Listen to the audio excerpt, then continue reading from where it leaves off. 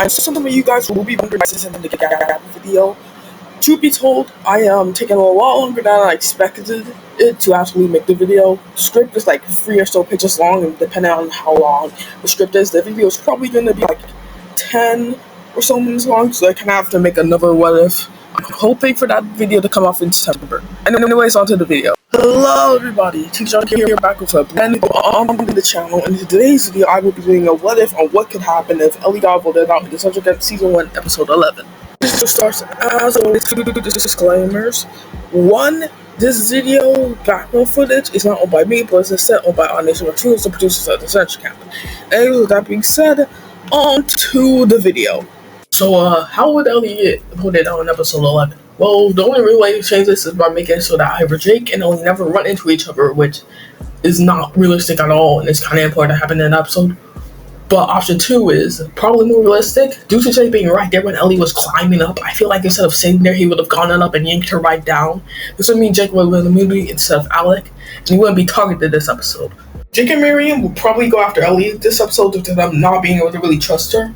Now for Rory and Alec, even though they were allied, I still think they would vote Ellie, mostly because the only option for them to vote out was Miriam, who's better to keep in considering she's, a 70-year-old lady, so Rory and Alec would probably keep her around, mostly because she's easier to beat in the finale.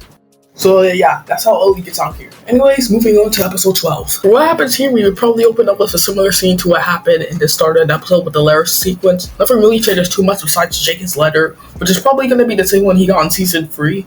And we will most likely get a scene of him and Miriam bonding over their letters, kind of like Fiore and Alec.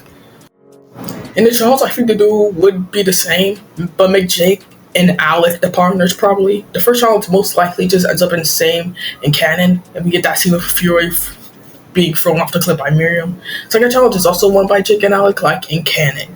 Now onto the main thing of this episode that is kinda difficult to answer. Does Fiore still betray Alec?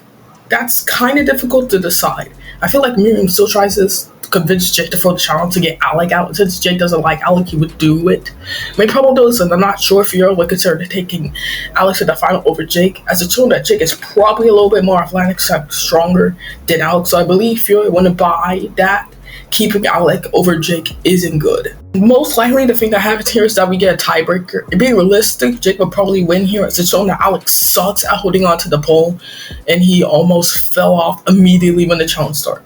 So yeah, Alec gets out here, and we probably get a scene of him and Fiore saying goodbye or something like that. Anyways, on to episode 13. Not too much changes. The first 2 confessionals at the start of the episode still go the same, and Jake's confessional would be a mix of happy, but also sad of what happened. Now for who supports who this episode, so I think the only thing that really changes is that Dan and Drew maybe support Jake instead of Miriam. And for the helpers, I feel like Tom and Jake help her purely because they can, make up. Miriam probably chooses Dan as her helper as they were really close, and Fiore still chooses Gret. For the child's not too much changes for the first half. We probably still see somewhat similar results to what happened in canon, besides Miriam and Fiore teaming up. Tom probably goes down to the water to get both keys, and Gret still sabotages him, causing Jake to lose his key, but for Miriam to keep hers, causing Jake to get slowed down, but Miriam and Dan go farther away. Fiore probably still makes it to the finish line first by taking a different route, as he was still in the lead to begin with, and Miriam wouldn't be teaming up with her.